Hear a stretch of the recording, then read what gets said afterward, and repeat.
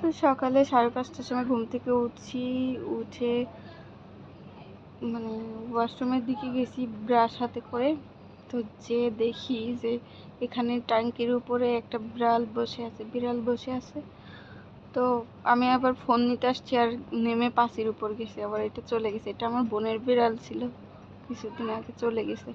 তারপরে এই যে ছাগলের কাছে চলে আসলাম 9টার দিকে। দেখেছে ওরা প্রায় 10 দিন ধরে এখান থেকে বের হয় না। সেই যে বৃষ্টি শুরু হয়েছে আর ওরা এখানে বন্দি হয়ে গেছে। তো আমি একজনে আদর করতেছি, ভিডিও করতেছি, আর আরেকজন আবার আসছে, এসে ক্যামেরার মধ্যে বলতেছি তুইও ভিডিওতে উঠবি। তো তাই এটা বলতেছি আর আদর করতেছি, মানে একজনে আদর করলে সব কয়টা আদর নিতে আসে। এটা আবার আমার দাদা এটাকে তোতা বলে ডাকে, মানে নাকটা যে তোতাপুরি ছাগলের মতোই হয়েছে দেখতে। আর তোতাপুরি এটা এটা আরেকটা। এইখানে 10 দিন প্রায় একভাবে বাঁধা আছে। তারপরে একটু বাগানে চলে গেলাম, দেখলাম কিছু কচুরলতি হয়েছে। তো কয়েকটা কচুরলতি উঠাই নিলাম আর কি, যে কাটার জন্য, বলতে কি, মানে রান্না করবে আর কি দাদি। তো বললাম যে দাদি বলতেছে চিংড়ি মতো নাই, চিংড়ি শেষ। তো আমি বললাম তাহলে কি আর শুটকি দিয়ে রান্না করো।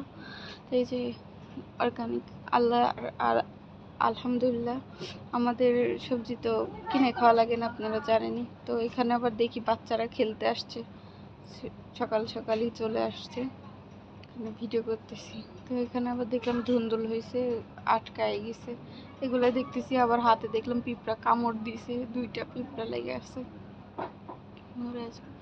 পরে ওখানে আবার যে নতুন করে দেখেন বেগুন গাছে বেগুন আসতেছে। ঢেঁড়সের চারা দিছিলাম কিছুদিন আগে, দেখাইছিলাম মনে হয়। এগুলো যে ঢেঁড়সের চারা বেরোয়েছে, কিন্তু বৃষ্টির জন্য একদম বীজগুলা একসাথে হয়ে গেছে। পরে এখানে সামনে চলে আসছি, এসে দেখি যে আমার ড্রাগন গাছের অবস্থা এতটাই খারাপ, মানে মাচা দেওয়া ছিল, মাচাটা ভেঙে একদম কেমন হয়ে গেছে। আর যেহেতু কাঁটাযুক্ত গাছ, সেহেতু তো এটা সহজ হবে না, কিভাবে পড়ে আছে সব মাচা ভেঙে। আর অতিরিক্ত বৃষ্টির কারণে পেঁপে গাছটাও হেলে গেছে।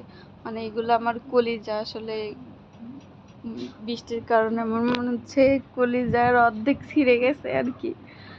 দেখে খুব খারাপ লাগতেছিল। তো ভাবলাম যে, তো আমাদের বাসায় আজকে অনেক গেস্ট আসবে, তো এই জন্য একটু কাজগুলো তাড়াতাড়ি করে নিচ্ছে, যে গেস্ট আসলে তো আর করতে পারবো না। গেস্ট বলতে যে আমার চাচাতো বোন, তার ছেলে পেলে, আবার আমার ভাইয়ের মেয়ে, ভাইয়ের বউ, সবাই আসবে আজকে, বাসায় আসবে। এই জন্য আর কি করতেছি, যে ওরা আসলে তো আর কাজ হবে না, ওগুলা নিয়েই ব্যস্ত থাকবো, বাচ্চা কাচ্চা নিয়ে ব্যস্ত থাকবো, ওগুলা রেখে তো আর কাজ এখানে সময় দিতে পারবো না। এই জন্য যে বাঁশের খুঁটা কাটতেছি, করতেছি, এখানে দেখি পানি, শুধু বালি উঠতেছে, হাত দিচ্ছি শুধু বালি উঠতেছে। তো এভাবে গর্ত করে করে মানে শাবল দিয়ে করতেছিলাম, পরে দেখলাম হাত দিয়েই হচ্ছে, পরে হাত দিয়ে করলাম। করার পরে খুঁটা গেড়ে আমি মাচাটা দিতেছিলাম, একাই করতেছিলাম, বাঁধতেছিলাম, মানে গাছগুলা কেমন ভেঙে গেছে। তারপরে কষ্ট হচ্ছিল, তারপরে আমি কাউকে ডাকি নাই। শেষ পর্যায়ে যেয়ে আমার দাদা আসছে, হ্যাঁ, এগুলো কাজ করার সময়। তো শেষ পর্যায়ে দেখবেন যে আমার দাদা এসে এখানে যে পেঁপে গাছ আছে না, পেঁপে গাছে বড় যে পেঁপেটা ঝুলছে আছে, ওই গাছটা নড়াবে আর পেঁপেটা পড়ে যাবে। হ্যাঁ, এই যে দেখেন কিভাবে কষ্ট করে করে একা করতেছি। তো এই কাজ করার সময় একটা কথা মনে পড়ে গেল, যে মানে রাজবাড়ির আলসের কথা আর কি, সেটার গল্প একদিন বলবো আপনাদের, যে রাজবাড়ির আলসে কেমন হয় আর কি। তো এটা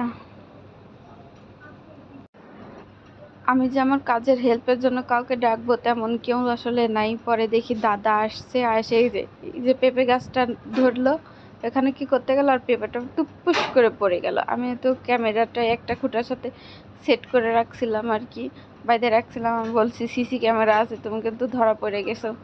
দাদাকে বলতেছি, যে করছে না আমি ফিলি নেই। আমি বলছি না, আপনি ধরা পড়ে গেছেন, যে পেঁপে গাছটা আমার সাথে মজা করতেছে। আমি বলছি দাদিকে ডাকতেছি, দাদি তোমার জামাই আমার পেঁপে গাছের পেঁপে ফেলে দিয়েছে, আমি যত্ন করে রাখতেছি। তো বলতেছে এখানে বাদ বাদ। আমি বলছি আমি তো একাই করতেছিলাম, আসতে বলছে কে? হ্যাঁ, তাই বলছি। তো বলতেছে থাক, হেল্প করতে আসলাম। আমি বলছি হেল্প করতে এসে আমার আরো ক্ষতি করে দিলে, লস লাগাই দিছে। পরে এখন বলতেছে যে ঠিক আছে একাই করতে বলে, ওখানে আবার কিছু শোলা ছিল পরিষ্কার করতে বলছে, করছি করবো না যাও, এরকম বলে তারপরে যে কাজ শেষ হলো, যে কোনো রকম দিয়ে রাখলাম, দেন পরে আবার ঠিক করবো ওইগুলা। তারপরে যে এই পেপারটা পড়ে গেছে, ইস, বড় করার ইচ্ছা ছিল। পরে দাঁড়ায় আছে, আমাদের বাসায় গেস্ট আসবে এই জন্য ফোন দিছে। ও এসে দেখে বলতেছে যে দাও আমি ছবি তুলি, আমার ফোন থেকে কিছু ছবি তুললো ওই মেয়েটা। আর এখানে আবার দাঁড়িয়ে দেখতেছি পাশের বাড়ির সবাই, মানে গ্রাম থেকে গেস্ট আসছে আর সব মেন্টালে যাচ্ছে।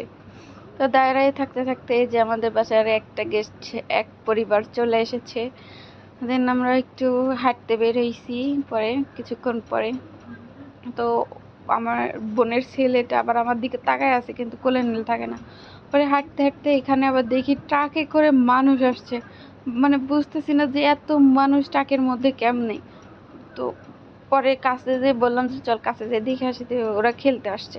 পরে আবার দাঁড়ায় থাকতে থাকতে আবার দেখি যে মেন্টাল থেকে চলেও আসছে, মেন্টাল হসপিটাল থেকে এরা। পরে এই যে আমাদের আরেকটা গেস্ট চলে আসলো, গেস্ট না তো মানে পরিবারের মানুষই সবাই আসলো আর কি। এই যে এটা আমার ভাগ্নি মেহেরিন, চোখগুলো অনেক বড় বড় মাশাল্লাহ। এই যে বোনের ছেলে, ভাইয়ের মেয়ে। বোনের আরেকটা ছেলে আছে বড়, ওইটার বয়স 3 বছর মেবি। যে এখন আবার সবাই কোলে নিতেছে একটু একটু করে। এই যে দাদি নিতেছে, দাদি বলতেছে তুমি কাঁদতেছো না হাসতেছো আমি তো জানি না।